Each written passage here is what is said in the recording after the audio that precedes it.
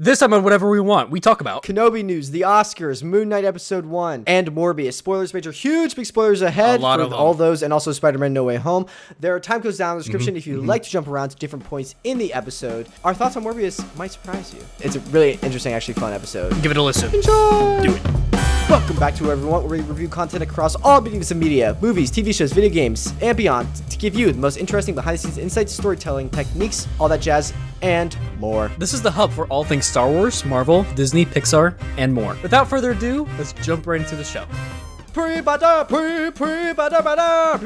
Daniel, how are you doing, my friend? Doing pretty good, man. How you doing? I'm doing good, thank you. I'm so excited for all the content that's been coming out. Like, it was 2 weeks of nothing really coming out from the stuff we normally talk about, and now it's bam, we've got Moon Knight and Morbius. Yeah, I know. Content streaming now. Which is exciting. So we do have a lot to talk about. Are you ready to just jump into man. The first bit of news? You want to start talking about first? Kenobi, honestly. That news that just dropped. It was on Mr. Ewan McGregor's birthday. He came out and posted a video. It was I can't do a Scottish accent. Oh, thank you for, I don't know, for the kind wishes in Kenobi. And then, so he announced that, it's kind of weird that, they announced a trailer with the big announcement of, the release date. And then, 2 weeks later, they're just kidding. We're going to push it 2 days back. But we're also releasing both episodes. Yeah, so I don't know. I've seen conflicted sources. Some people say it's just the first drop is pushed to Friday, and then everything else is Wednesday. I don't think that's the case. I think it would make more sense to do every Friday. Because I think the reason they're doing this is because it's for Miss Marvel is also releasing on Wednesdays. I don't know if just Marvel and Star Wars didn't communicate within Disney, and then they were oh shoot, we're doing the same thing pretty much. But I mean, it's a lot of content coming out at the end of May, so I'm excited for that. And we don't have to choose between one or the other, I guess. Yeah, no, I like this decision. It makes sense because again, it's we don't have to choose. We can watch Miss Marvel, have a dedicated thing for that, and then when it's Kenobi time, then we have Kenobi time, So it's all good. Miss Marvel's the little appetizer, the little warm up. Yeah, exactly. Yeah, but so it works out. I think it's interesting. I wonder how this is going to perform in the data, because I remember the original Disney Plus series Mandalorian, WandaVision, and Falcon Winter Soldier all released on, and Bad Batch all released on Fridays originally, and I think because Bad Batch was going still, they started doing Loki on Wednesdays. I believe that was what was happening, so they tried to avoid two of them dropping on the same day. And I think Loki just outperformed most of the other shows. So they were why don't we just do Wednesday? This is new, and because everything drops on Fridays and the weekend. So I think that was a smart decision. So I'm wondering what the numbers are gonna look like when they go back, and if they'll do a system where maybe all Star Wars stuff will be on Fridays, all Marvel stuff will be on Wednesdays, maybe. I'd be okay with that, honestly. Yeah, I'd be good with that too. Also, you gotta think about this too. It's also a test, because if they feel Wednesdays, you're gonna get the most views. Right. It'd be smart if Miss Marvel outperforms, since it's probably exactly could be considered a lower performing than Kenobi. Because everybody loves Kenobi. That's a good point. I feel there's gonna be more attention to Kenobi, so it's kind of a way to test hey, will Wednesdays work for that? To draw in that extra attention. Will the Wednesday wacky juice steroid pump this so hard? I don't know. But I think it's also interesting that first day that Kenobi drops, I think is also the release date of Stranger Things season 4. So I'm wondering that's another competition. I wonder, and I think season 4 Stranger Things, it's volume 1. I think all the episodes of volume 1 drop, so people can just binge that. So I wonder if that'll take any attention away from Kenobi. Not for me. Not for me, buddy. Are you a Stranger Things? I feel it's gonna be fan. Yeah, I'm kind of, the last season I'm blanking on. I remember. Really? I like the last one better than season 2. Yeah, they drop on the same day. I just double checked. Or maybe it was season 2, but I don't know. It's been a while now. They sang the never-ending story at the end. I remember there's the emo phase. It's part of growing up. It's fine. We're not here to talk about Stranger Things, Daniel. It's fine. Before we jump into Moon Knight, I want to talk about that just briefly before we get to the main segment, Morbius. We haven't talked about since the Oscars or about the slap heard around the world. Oh my god, dude! What are your thoughts on so all that? many memes. I honestly think it's funny. The memes that come out of it. I mean, it's not funny. It's assault. So that. Well, yeah, no, it's assault. It's not cool. But at the same time, culture that we're in, that the reaction event. to it is what's funny. Yeah. Is what. It wasn't a full on brawl was going on. Will was right out of line a little bit. Yeah. I mean, the dude's making a joke. I mean, at the same time, the whole thing with him and Jada has been Yeah, I honestly don't want to get into it too much. I just wanted to mention. Yeah, there's like so much drama there. So, but again, I like the reaction part to it and how people have been able to like make light of it. I feel bad just for the rest of the people at the Oscars. Like, I feel like they kind of were outshined by that. Did you hear what Jim Carrey said? No, what did he say? He was saying like if it was me who got he would have slapped charged. Yeah, he would have sued or something. Yeah, I did see that. I think like I feel bad because like I didn't know that anything else that happened at the Oscars besides that, because that was just the only thing everyone was talking about. Like I had to look up who won the Oscars. I'm pretty sure Sam and like Jackson Dune got like a Lifetime award. Yeah, he did. Samuel Jackson did. It wasn't even recorded. And it was his first like Oscar, I'm pretty sure. So that was outshined. Also, Dune won like a bunch of Oscars. It was like I think it won the most out of everything.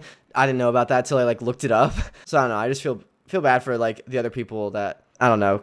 I think it's a problem in Hollywood, and people are saying it now. Is like the Oscars are just like they try to find this angle to like get people to watch. It's not. The focus isn't now like celebrating filmmaking, which it was and should be still. Especially, I've seen a lot of animation hate. Like, there's a like controversy like Encanto won over Mitchell's versus Machines. I personally think Mitchell's versus Machines should have won. What was the other one? Encanto, the Disney. one. I didn't even see Encanto. That's the thing. It was okay. It was just another Disney movie. Which is great and all, but like I think Mitchell's versus Machine was more like genre bending and like deserving of an Oscar. Yeah, not to mention like the animation style from Sony, like they're pushing it and how they're able to. Yeah, I mean the stylization on that pulled a lot from Spider-Verse, but also went their own direction. So it's. I think it just is unfortunate, like that. I feel like animation. I saw the like Lord and Miller, the producers for Mitchell's vs. Machines. They kind of got heat on Twitter just because apparently, like at the Oscars, the Academy like writes jokes to poke fun at animation that is like just for kids, which like is unfortunate because they're dedicating a lot of people like dedicate their lives to the medium of animation.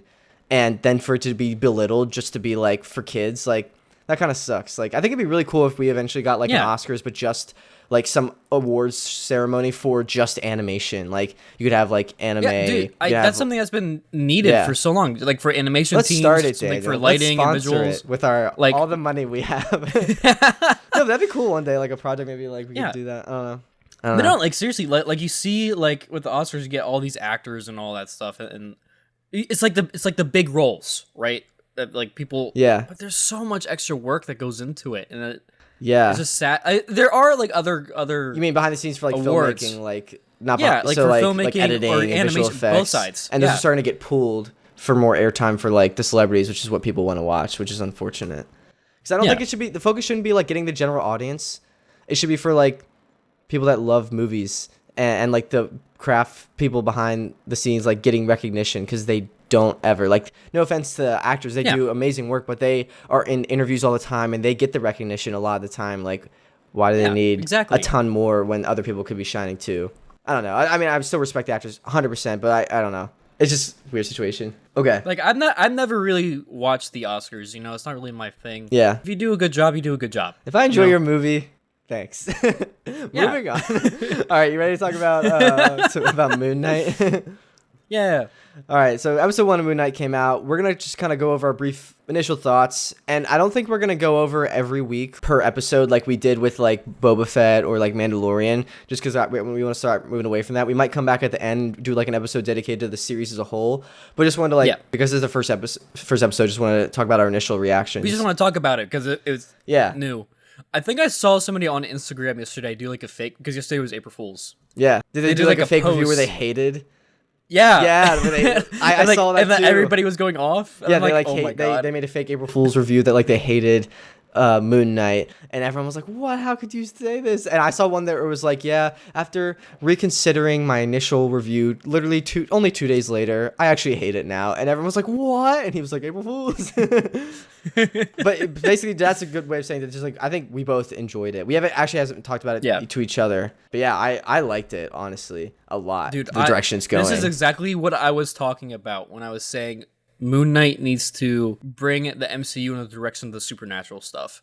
Yeah. Which is also going to be talking about with Morbius as well, but we'll get into that. That's a different direction. So, yeah, this goes more into like the Egyptian mythology. So great, just how they were trying to display the control of the different personalities. Yes. It really gave a strong understanding of Mark and Steven and the relationship of what's going on with them. That was exemplified well, in my opinion, in the acting with like Oscar Isaac did a phenomenal job, but also the cinematography. Like the freaking reflections and all the different like camera angles showing like two sides of him, and some of the reflections were like he would be like looking different ways because of the dual identities and like different things happening in reflections. Like that was really awesome. They apparently did like a ton of research into like what is like dissociative identity disorder, and then also just like Egyptian like history, because this is rooted in like Egyptian mythology. They had like a historian like on set as like a consultant. Yeah. Yeah, no, and it comes through because you're getting like a lot of little details there from the like actual mythology of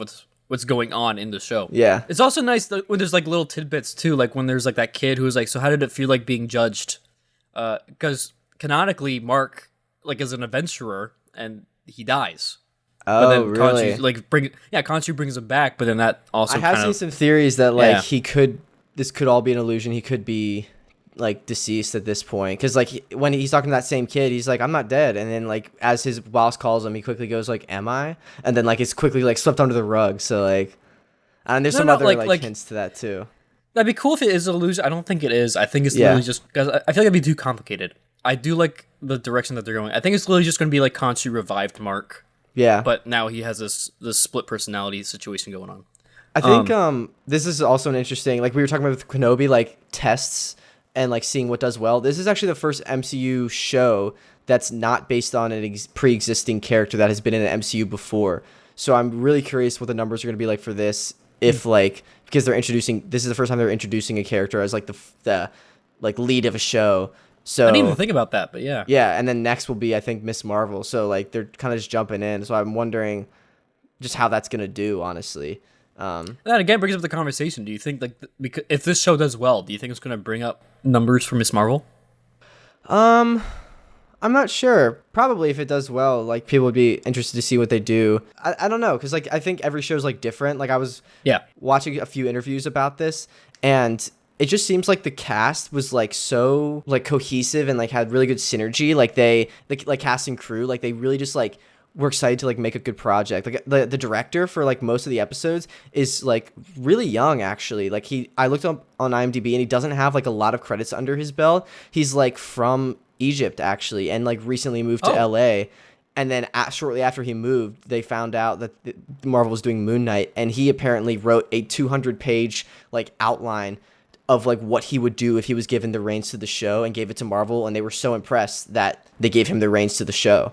So okay, I mean, so far it's paying off. I just think that's really interesting that, like we said, it's the Marvel's first show that's not pre-established character, but they're like trusting this relatively new filmmaker. I'm excited that it seems like it's working out. I hope it delivers. Yeah, I'm sure. I mean, at the same time, I'm sure he has a bunch of other. I mean, it's Marvel. There's going to be like the network of support there to help him like get that vision, make sure it's good, and that vision gets to the level it needs to be. Vision returns, confirmed.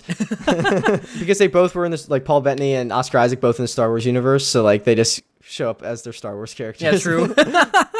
Oh, I think it was also interesting. There was the fact I saw. So the villain Ethan Hawke plays him, and so Oscar Isaac, guy who plays Moon Knight, he actually recruited him onto the show. Like apparently in New York, they're neighbors. Like in real life, they like live like 3 blocks from each other or like something close. And Oscar Isaac was just at a coffee shop and ran into Ethan Hawke. I was like, oh, like I'm a big fan of your work. Like I'm on Moon Knight. Like it was like back 2020, like peak pandemic, like right as things were starting to open up again. So he was like. They all were like masked up, like completely covered, and like he almost didn't recognize him. And he was like, "Hey, you want to be on Moon Knight?" And he was like, "I mean, yeah, that'd be great." That's crazy how things work out like that, you know? Yeah. Just be like, oh, let me go get some coffee. Oh, let me just get my villain for this show. Let me just land a lead in a show. Oh, dang. I want to comment again. Oscar Isaac, I think, has incredible range. Because like, oh, dude, totally. I see him as Poe Dameron. That's what I know him most as like this like cocky, like arrogant, really really confident person, and just this is complete 180. Mm-hmm. Yeah, I mean, and he's also done other Marvel stuff. Like he was Apocalypse in X-Men Apocalypse, which is so unrecognizable. Yeah, and also somewhat still Egyptian. And he's also Spider-Man 2099, like you said, in Spider-Verse. I had an ad for 2099 in front of Morbius. I was like, yes. Yeah, same. I was like, it was like a roller coaster. I was like, 2099 Morbius. There's a bunch of guys behind me, and as soon as I came on, they're like, oh, and then like Tusken Raidered. It sounds like. Yeah, exactly. And then they're like, part one. They didn't know that already. They're not true fans. What do you think of the costume at the end that we saw What do you mean? for Moon Knight? Oh, well done. Sorry, back to the tank, back to the Moon Knight. I was still thinking like, in the Spider-Verse trailer, Yeah. and I was like, wait, Of are the you talking guys about in behind the Morbius? me in the movie theater? They were wearing a suit. They were in a Moon Knight suit going to see Morbius for some reason. No, it's like one of them wears the Batman suit, and they're just like, "Oh, this is the wrong movie." Yeah, and I'm all in the you hear wrong is that, theater. "Da-da, in the rain." He plays that as he's like on his phone as he's like slowly walking out. Yeah. My mind went to Daniel and I were talking about franchises or like fandoms, and I thought like, what if he's dressed up as like a My Little Pony, like a brony, and he was like, I'm in the wrong theater. Gallops away. All right, what did you think of Back to the Tank? The costume was costume, great, dude. yeah? The design was amazing. I like the build up of it, where Mark was finally able to take back control. Yeah. And then, like, he went to town. Like, yes, that's what I love to see. Yeah. It's also cool in that just bathroom scene in general, like seeing the conversation back and forth, like with Steven realizing, like, oh crap, there's this other side of me. What the heck is going on? I also love how Khonshu's just like, oh no, the idiot's back. You know? Yeah. It's gonna be great seeing, like, I believe in the next episode, I think Mark might mainly be in control. Yeah, I was gonna ask what you thought predictions for the just next episodes and just this series as a whole, because I have some, but I want to hear yours. I think Mark's mainly going to be in control. There might be moments where like Steven will take over. And We could like, oh, what the heck is going on? We could just, you know? It would be interesting maybe if we go back, like what you're saying, but like we see this last episode, but entirely from Mark's perspective. Oh, that would be cool actually. Yeah. Sorry, this would be a situation where I like that because I feel like as compared to like Book of Boba Fett doing like a flashback thing like that, I feel like this would make more sense because then it would also play on the duality of it. Right. I'm not sure if it'd be really necessary though to help progress the story. Yeah, because we'd only be seeing like, it would fill in some blanks for us, but the only thing it would fill in on would potentially be if we got like a flashback of like Mark asking out that girl. Oh yeah, totally. Well, him doing that, and then also getting the scarab in the first place, right? And understanding the importance of like why the scarab is important in the story. Yeah, I do kind of like the mystery so far, so I don't want them to just answer all of our questions like immediately. Yeah, same. I feel like this next episode's gonna be Mark like talking with Khonshu, and like us, like the general audience understanding like what Khonshu is, right? More of the history of the relationship, how Mark became to get to the way he is, to be like the avatar of Khonshu. Okay, I think it's I think Steven's the like nerd guy, right? Yeah. I think it's gonna this whole like the overarching like thing series might be like, and maybe the next few episodes might be like Steven kind of actually being in communication more with Mark and kind of getting some more questions answered once they have the chance to settle down. Now that he realizes this isn't a dream, this is real, he's gonna be like, what the heck's going on? So we might get a little explanation there. And I think beyond that, it's gonna be them kind of coming to terms with like living within each other, and then like working, like not fighting each other but working together to become like the best version of Moon Knight so they can stop the evil. I think that's going to be like that's what trajectory. It's going to be, but they're going to have their different perspective. Like again, there's going to be Moon Knight, and then there's also Mr. Knight. Like Steven's a pacifist, he's like a vegan or vegetarian or whatever he is, so yeah, until he had that steak. I think Steven's going to go and take on the personality of Mr. Knight. I think that's the way Marvel's trying to do it. So it's going to be like he's going to be more like an investigator. Like, Mr. Knight's more of an investigator? Okay, I'm not too familiar with it. He's more like a detective. So in the comics, he might seem like in like a full white suit, but still like with the mask and stuff like that. Right. I think we have some concept art of both, I think, or like promo stuff of both types of suits, I think. Yeah. So I think they're going to be going that way with him, right? And we've already kind of seen that with him because we see that he's able to like figure stuff out. You know what I mean? And he's smart, like with the like he knows he sleepwalks, so he like sets up all these like traps to like fail safes. Yeah, he does all this stuff. Yeah. Which is funny that Mark is able to undo it and then reset it. But either way, it's kind of funny.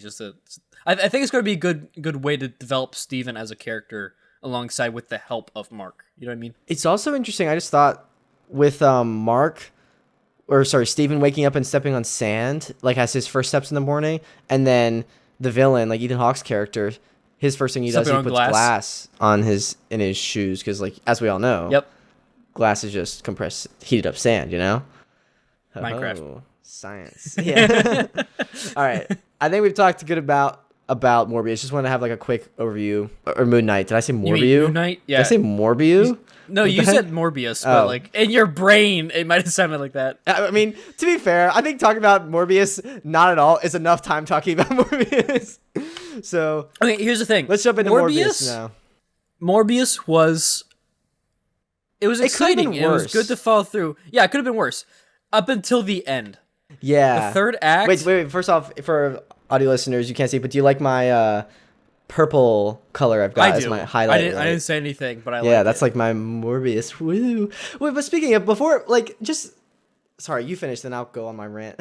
like the third. Keep in mind, the movie itself is only like an hour and a half, right? Yeah, it was pretty short. They could have spent more time fleshing out the third act. They literally had the time to do it and to do it right. But I think they were trying to do like a low budget, like short horror film. I think that's what they were going for this. Yeah, but it wasn't really horror-y. You know? I know, but honestly, like if you look at it from like financial perspective, it is because the budget was only 75 million, which like sounds like a ridiculous amount, but for Marvel and those huge Marvel blockbusters, that's like nothing. Like back in 2008 when like Marvel had no money, they still pumped 140 million into Iron Man, their first project. So that's literally double for a movie like 14 years ago now. So I think with the budget, they accomplished some good things, but like, did we need this movie? And you also have to consider, like, the history behind this is, like, crazy. Because, like, this has been in development for so long.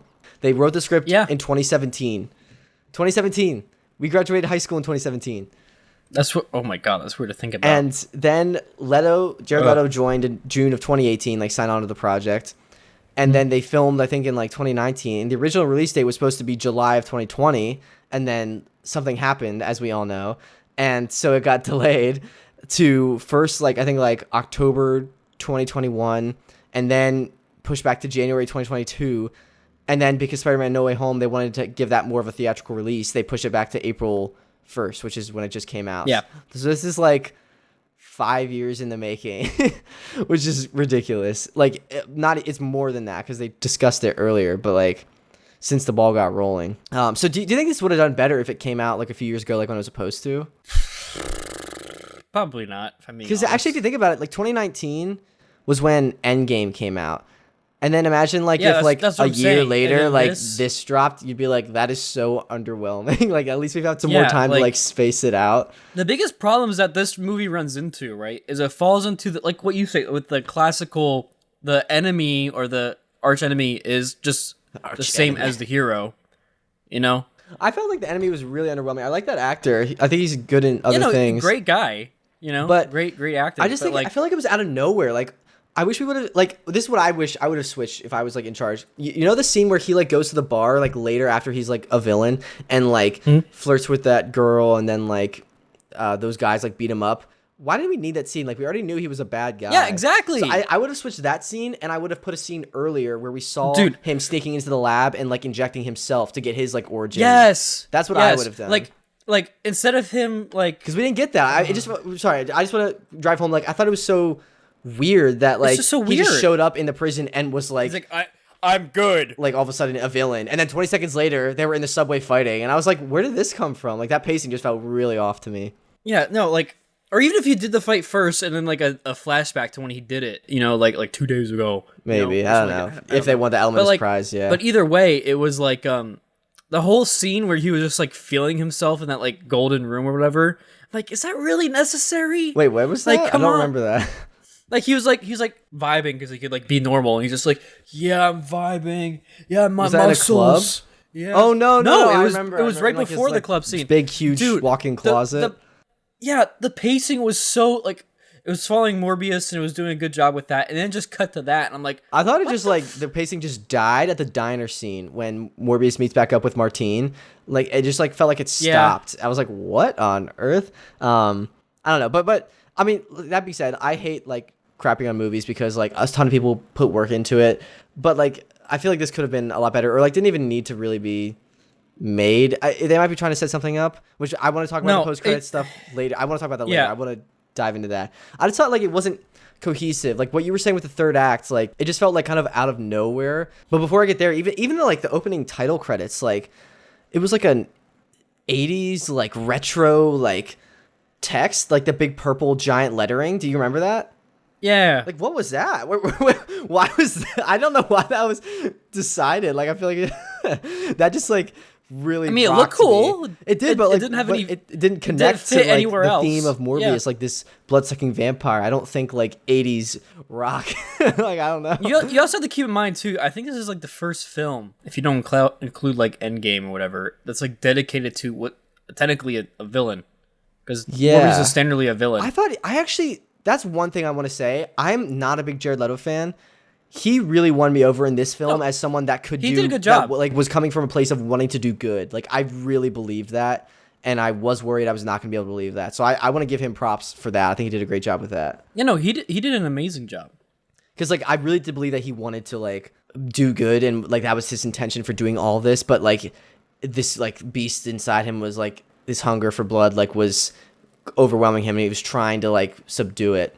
Except I feel like that was kind of undermined at the end, because he said like, I have these 2 injector things. I'm going to inject him and then I'm going to kill myself. And then after he injects the other guy, he's just like, JK, I'm going to live forever. Like, yeah, exactly. Why did he decide to not all of a sudden? Because the love interest was like, You're right. She did die for a minute. yeah, she did die. You know, she's just like, what did she even say? How did she come back? Like, what? That seemed random too. Yeah, like the vampirism bite, I guess. Like, I don't know. Yeah, but like it was just like one shot. But then why didn't anyone else? Eyes just opened, and then like that was the last we saw of Martine. I was like, what? Is that like anything in the comics? Do you know? Like, is that like Miss Morbius, like Morbius or something?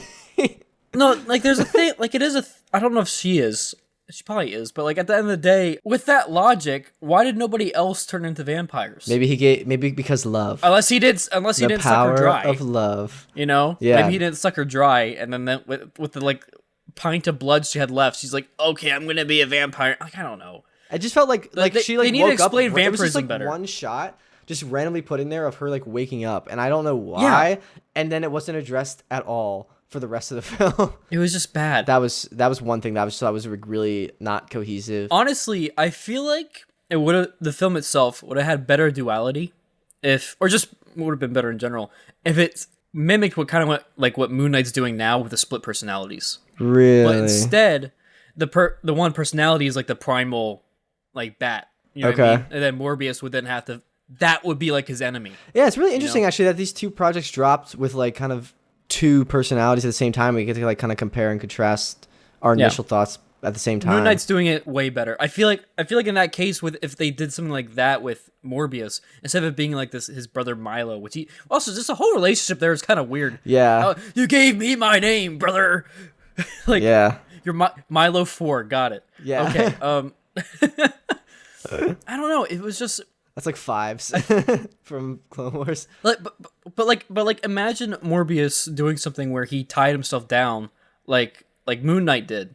But then you see like the monster side of him like go crazy, and then he goes on like the killing spree, whatever, is able to break out, and then Morbius wakes up somewhere after because like he drank blood.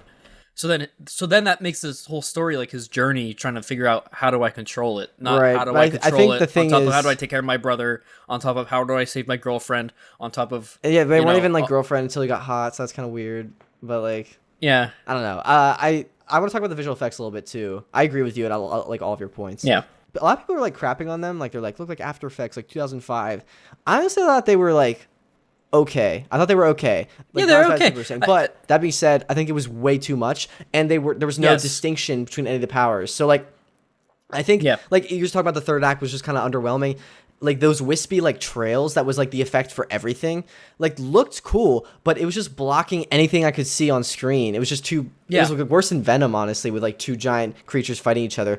It was like a dark scene, and like I couldn't even see anything. Even when they did like slow-mo, like the occasional slow-mo shot of like a slash, I could barely tell what was going on because it was just blocked by all the wisps. And then also the wisp I had a problem with because there was no distinction between any of the powers. Like when he would fly and like or echolocation or like super strength, like all of it was just signified by this wisp effect. By the wisp, which unless it was like this cosmic hit that was just like out of nowhere, it was like you get like this shockwave. Yeah, because of like the power, I guess. I don't know. It's just so that it was weird, and also just I don't like that he just could randomly like learned how to use powers immediately. Like you could tell they were trying to be like, oh, he's like he could sense something. Like he could fly. They should have randomly. had him learn how to walk.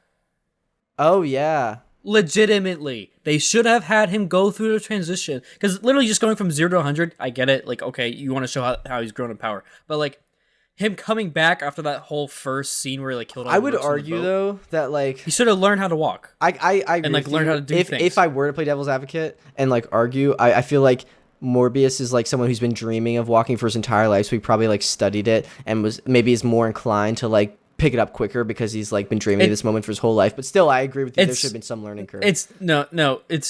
It's different, and this is me talking from broken leg experience. Yeah, no, I know. Like I knew how to walk, Jake, but like his leg healing, wasn't broken when. Well, no, but he like became like the still super vampire. But yeah, no, dude, I know. There's still a process of learning the motor function. Like it takes not that much time, but it still takes time. And I feel like if they spent time focusing on that transition, it would have made a much more heartfelt connection to the character. Right. But I want to again just wisp. I want to continue my point with like the wisps and like every power. Like I feel like he just picked up powers so quick. Like you were talking about like walking, but like when he was in the subway and then all of a sudden just decided he could fly, like that surprised me. And then at the end, like the big finale is him summoning bats for no reason. Like how did he learn to do that? And that just felt like so underwhelming, like kind of just out of left field. Like it didn't feel earned. And speaking of like not feeling earned, this is another big problem I have with the film. I think we talk about character and story a lot. I want to hear your thoughts on like what I'm about to say, but like I think a character learns, like a character's compelling because they start one way and then they learn and change throughout the entire film, and then they apply that lesson at the end of the film.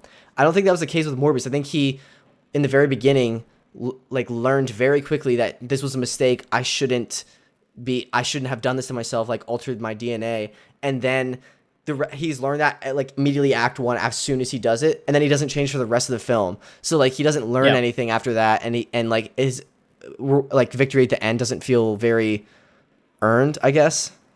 Yeah. You know? Like again, going back to I guess my concept of it, where it was him fighting himself. Yeah. If he would learn, like over time, learning how to control it, and then learning the strength that he would have within himself by gaining these powers in a more better way, instead of just jumping in front of a train. Yeah. Yeah, what if he just like I was like just couldn't fly? Like what if that was just like a poor judgment call? Yeah. Directed by George Lucas. Yeah. But no, it would be funny because it'd be like it would be better because then he'd be able to experiment and understand what he could do with his powers for good, right? It kind of be like the thing, like also same arc as like Doctor Strange in that case, because like he'd be thinking like, oh, I could save lives like the traditional way through medicine and stuff like that, or I could then use these gifts, powers to then do other things. That's the thing though, like because he said he was like dwindling, he can't use artificial blood anymore. So because he didn't like kill himself at the end, when we see him in the post credits with like Keaton, which I want to talk about, he's been feeding. Is he just been feeding? Like is he maybe this is his origin of like maybe this is his origin of learning like he can't be a good guy and he has to be a villain if he wants to survive. Maybe that's the point. Either that, a good way that they could have gone with it would be if he came to the if he became like the lethal protector. What I mean by that is like say they're like criminals or something doing something bad. Right. So he would only feed on Maybe that's just what Sony only knows how to do, is just make lethal protectors. That's what Vulture was asking about at the end, not the Sinister Six, the lethal protectors squad. I want to join the club. I want to talk about Michael Keaton. This is actually kind of funny to think about. Yeah, with Michael Keaton, because I'm not sure if you remember, but in Spider-Man Noir, it was also to talk about in like Shattered Dimensions. He was also a cannibal. Really? I should say that for my totally tubular trivia tidbit, but I did not know that. Yeah. Interesting. I just lost one. Dang it. Anyways, I do want to talk about Vulture though, and not cannibals. But yeah. Also, we already said spoilers. So I'm good. Yeah. Never mind. I don't know why I was going to say that. We're talking about the movies that came out anyway. How far into talking about? I know, but it was like this is like such a weird thing, right? Because it's in the first cutscene we see the multiverse cutting open from like No Way Home, and then it's Michael Keaton coming in, and he's like in this cell, right? But nobody knows who he is. In Morbius, yeah, this happens. Yeah, so he's in the universe. I feel bad just for Michael Keaton as a person that he's now transferred to this like less cool universe, and also I feel bad like for Liz, like her dad's just now like gone. Gone. And like, how does that work? Since like, you been gone. I mean, he was in jail anyway. How does it work though that he got transported? I thought they only transported villain like people back one way. Maybe like no, exactly. Like it was like one way. Unless maybe he like I don't know. Maybe this Adrian Toomes was like some kind of anomaly at birth somehow, and like when he's very young, was brought into the MCU. I don't know. But what this means potentially is that there could be other mishaps that are going on, which is leading into Multiverse of Madness. Right? Yeah, that's true. Like this could be an intentional like mistake, and it's not actually a mistake. Just like a clue or for something bigger at large, maybe. Yeah. Yeah, maybe that. Yeah, I don't know. They could use that like as an excuse, like on that trial for Multiverse of Madness. Like, and like you didn't even do the spell correctly. Like certain people from our universe like went to the Sony universe. Couldn't you imagine? Yeah. the torture. But I do want to talk about Keaton. I think. Yeah. How does he get a suit? Like that's what I was gonna say. Because he used Chitauri tech. So like, has it been like months and months, and he somehow scavenged up like a prototype suit that doesn't use Chitauri tech? I think that'd be the way. It's also really funny. It's so obvious that they're not in the same room together because he never takes off his helmet. It's just a guy going like this, and then Michael Keaton's voice coming out of the helmet. We should team up. Okay, you seem trustworthy. Yeah. Okay. No, the only other thing I could think of, because remember in Amazing Spider-Man 2 where they had like the other suits and stuff in there for like again like. Doc Ock, oh my gosh! So the Amazing Spider-Man 2 suits are back, and he stole the Vulture suit from there. Oh my gosh! That chamber has finally come in handy. However many, 10 years later. I mean, it's still the MCU suit though. That's the thing. So maybe he like took modified the suit and modified it. Yeah. That's an interesting theory actually. That he took. You think the Vulture took the. The mechanical suit from Oscorp from the Amazing Spider-Man 2. Yeah. I feel like that'd be a good idea. It'd be cool to see like his like I don't think we're going to get it, but like his adventures in the Sonyverse. Like even if it's just like a quick like 5-minute thing in like some other film to where it's like him like I'm back. And then it goes through with him like going through the trial, and then it's like another cut to like him like going to Oscorp and like sticking around and like because he's a thief. If that's the case, that means he's been in contact with possibly some people at Oscorp, so he might know that there's more suits, and maybe that's how he's going to assemble the team. Use that chamber, that convenient chamber of all the villains. The thing is, I don't think he's a techie though, so he would have had to get somebody who's smart enough to. Maybe he found this universe's like tinkerer or whatever the heck his partner was in No Way Home or Homecoming. Yeah, I'm just saying it'd be cool to see that because then you can introduce that other brain character. And then see how that team would then build up. All right, the last thing I want to talk about with Morbius is I was really confused about the hospital hallway. Like the lights would only turn on when she was directly under them. Like, it's to save money in the hospital. Yeah, is your electricity bill that bad that you can only have one light on at all times? like what the heck? I mean, I get it for the purpose of the scene, but to like be like. Ambient. It made good for a cool horror effect, but like it just didn't seem practical. I was like, that just took me out of it. I was like, are there really places like that? Like the hospitals, like it's that motion censored. Like literally, here's the way you could have fixed it: have it be all the lights are on, kill the lights as if the power was killed, right? And then it's a red light per each one. Oh, right. That way it's like auxiliary power, because there's only so much auxiliary power, then it's going to be than having to reserve that. That would make so much more sense in that case. Yeah. Sorry, I know I said that was the last thing I want to talk about, but what were your thoughts on Martine? I thought she was pretty decent, actually, the actress. Yeah, no, she did a good job. And it's also really unique how her character was like... It was like not a typical female like love interest. Like she was, I feel like, very smart and independent, which I think was great representation. She's in the upcoming Andor series for Star Wars, that actress. Oh, that's cool. No, Martine as the zombie. As the vampire. Yeah, but all right, so predictions for the future with Sonyverse, you think we'll see werewolves? Like, is this going to lead into that, do you think? I hope we start seeing more supernatural stuff. And we already saw stuff with the Daily Bugle again. So if we saw this universe's Jonah and then went into like Jonah Jr. and that whole thing where it's like him becoming a werewolf and like going to the moon and all that. From the comics, that would be sweet. That'd be really sweet. I don't want us to get into like a Twilight mode, but like yeah. Again, I want to start seeing like more supernatural stuff. Also, like it'd be cool to see if like the Sonyverse would be like good. I feel like it'd be cool. Dang. You really just you just really slapped it there. You just hit it like Will Smith and Chris Rock. Oh, you brought it back. That was good. That was good. But no, like it'd be cool to see if it like transitioned instead of being like this normal universe, like you know, like 616 or like what we're seeing with the MCU, to turn it into like a supernatural one. Like maybe next week, like this would be one where the zombie apocalypse happens, you know? Okay. So we start seeing like zombies and stuff along with this other supernatural stuff This going on. is just like the world that you don't want to live in. Just everything happens. Yeah, exactly. Okay. Interesting. We'll see. I think it would be cool to see like my point with that is to see like the death of a universe. Oh. But like in live action. Like we've seen it in What If with Marvel. Yeah. Right? But I think it'd be cool to see that in live action, what that could potentially look like.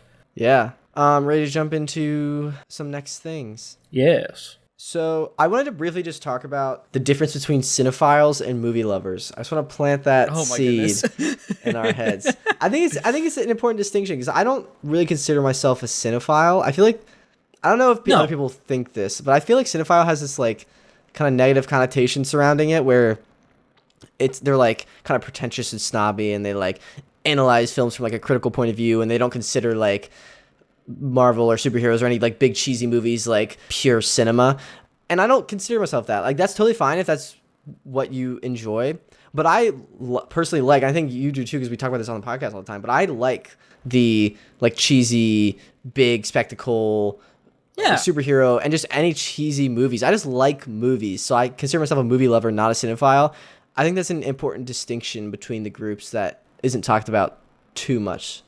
I don't know. What are your thoughts on that concept? I mean, I feel like there's a lot of other words that end in file that people don't like because they're bad. Yes. So, like... Yeah. Maybe that's where the negative connotation is coming from. Yeah, I feel like the negative connotation comes from that a little bit, because, like, just that relationship there with the words, it kind of brings that connotation with it. At the same time, it's going to be... Even film buff, like, kind of seems I feel like when I think of cinephile, there's two different types. There's like the snobby type, but then I also think of the other type, which is like people who like really, really know their films, are able to do like, you know, worthwhile breakdowns. So not snobby about it, but they actually have like worthwhile, like quality, like criticisms. You know what I mean? Not like the stuff that we do. Like again, we do like, I think like softcore stuff. Yeah, we do soft, like make fun. That I like enjoying movies. I don't like being overly critical. I know we just kind of crapped on Morbius, but it was like from a fun point of view, and like we said some good things about it, which I feel like a lot of people, I'm not seeing a lot of. Yeah, no, like a lot of people are just like crapping on it. Like we're like you and I, like we're like, oh well, what if they did this? And then we start building off of those ideas, you know? Yeah. Like that's the fun side of it, and that's really what it's about. That's what movies are supposed to be. It's just whether fun, it be like escape. like films, games, whatever it may be. It's storytelling. Yes. You know? Celebrate storytelling. Yeah. All right. That's the whole point of this podcast, celebrating storytelling. We've got some things in the works. Keep that in mind. Those two concepts. Not a cinephile, just planting the seeds. Yeah. I'm like Thanos. I'm sitting on the farm, like just waiting. Maybe I shouldn't compare myself to Thanos. Anyways, so someone on TikTok actually asked us, Daniel, what we thought were the saddest Disney movies. So I wanted to hear your thoughts, because I have some. I can give you one or two if you want to have a chance to think. Yeah, tell me what you're thinking so far. Honestly, we were talking about Pixar in the TikTok that they mentioned, so I think Inside Out is actually kind of a sleeper sad Disney movie, because it is pretty dark and depressing if you think about it. Like it's about like your emotion joy, like losing hope for a while, and it's about like growing up and losing your inner voice and your inner joy. She's on the verge of like depression and like sadness taking over. Her emotions are all out of balance, and it's about like forgetting your childhood memories that you were when you were probably the happiest and like most carefree. Like she forgets Bing Bong. So I think that's honestly really sad. What? I forgot that was homie's name, and then you just Bing Bong. You were like, so happy life. but what do you think? Do you think that's fair or? No, that's totally fair. I mean, it is slept on. It's not one of my favorites, if I'm being honest. Yeah, no, I'm not saying it's a good concept. It's honestly a really good but one. It is very That's not sad. one of my favorites. Wow. And also like Up, of course, like the first Up 10 hits. minutes. Seriously, like that's an easy answer though. I had one and now I just forgot it. Crap. I have another one if you want. Go. So I think I'm gonna see if you can guess this movie based on this. Guess this sad movie, this sad Disney movie based on Finding Nemo. No, based on my description. All right, you ready? So Yeah. It's a story where a high school senior is applying to her dream college with her dream degree. She's been studying and training for this position for her entire life. And then this jock swoops in out of nowhere and rips her scholarship and dream out of her hands. That's a pretty sad story, right? Sounds like it? Yeah. Do you know what it is? Do you have any guesses? This is a Disney thing? It's Disney. It's High School Musical 3. High School Musical? Yeah. Yeah. High School Musical 3. Because Sharpay, like, doesn't get to go to her college because Troy, like, gets the scholarship. Yeah, that was literally the only thing I could think. I'm like, this has to be some kind of High School Musical thing. I don't think I've ever seen like 2 or 3. I have another description. I probably have seen 2. Can you guess this sad Disney movie based on this horrible description? All right. Go. 3 children are kidnapped by a delusional man in tights. 3. Is that The Incredibles? That is Peter Pan. Think about it. Oh man, you're right. All right. Do you have any sad Disney movies? That's the thing with Disney movies. There's a lot of times. Toy Story 3. They have like a sad moment, But not the entire movie, if you think about it. Yeah. Oh, I know. This is one I forgot. Soul. Oh, yeah? Because he like, kind of loses his dream for a while. He has to lose his dream at the same time. But then he he has to think learns about a new dream. Yeah, he learns, and then he also comes to the conclusion of giving up his own life, his own dreams. That's true. So that, what was it, 23? Yeah. Could do what she wanted to do. You so know? that she could live, like, the ultimate self-sacrifice, really. Yeah. Like, come on. Yeah. All right, that's a good one. All right. Are you ready to jump into Totally Tubular Trivia Tidbits? Yeah. All right, I have 2. Ready? Did you know that Han Solo was originally supposed to be a fish? No. Yes. So what kind of fish? Let me get there. So Was it a sexy smuggler fish? yep, with fishnets. he wore fishnets too. No. In George Lucas's early drafts of the script for A New Hope, the character of Han Solo was written as a large green gilled fish monster. Is that what turned into Jabba the Hutt? No. I don't know actually. But so also in this draft, he was a Jedi, like, and it kind of overlapped with Obi-Wan's role as like a mentor. Oh, yes, I know this. Yeah, no, I remember like the concepts now. Yeah, there's some Ralph really Corey like concept art and stuff. But so they decided to separate the roles and give Obi-Wan his like a specific role, and Han Solo his own role because they thought it would kind of confuse audiences too much. They still thought he was gonna be a fish, but then they decided to go like with a human because it'd be easier to cast. Yeah, because it felt like it would connect more with people. Yeah, and they decided to go with Harrison Ford because they needed someone to read Han Solo's lines for the Luke auditions, and Han Solo was just working as a carpenter, so they got him to read it. And the producers kind of took George aside. They're like, "Yo, this guy's like could do it. Like he's good." And luckily, George Lucas had worked with Han Solo before on his previous film, American Graffiti. You mean Ford? Ford? What? What'd I say? Harrison? You said Han Solo. You kept on saying this Han. So sorry. Also, we pulled Han Solo from the universe. Also, George Lucas had worked with Harrison Ford before on his previous film, American Graffiti. Yeah, there you go. So I don't know. Yeah, I think that's cool. That's a pretty cool one. Did not know that. I have another one, similar vein. Ready? Yeah, go. Did you know that Chewbacca almost looked like a giant lemur? You know, I can see it. When Ralph McQuarrie, the concept artist, was doing original concept art for Chewbacca in A New Hope, he did not start off by drawing the like walking carpet that we know. He described his original drawing himself as something that resembled a ginormous lemur. They decided against it. You can still see the original concept art, but the design was actually brought back and dug up from the archives, and that's what they revisited for the inspiration for Zeb and the Lasats in the show Rebels. Cool. Yeah. You know, Madagascar would have hit different. I literally, when I was thinking of like how I'm gonna edit this TikTok, I thought like, what if I'm gonna use Madagascar like King Julian for like giant lemur when I say that? I'm gonna pop that up on the screen. So, that we went to the same place. That just showed me very similar childhoods. Mort, where's my blaster, Mort? All right.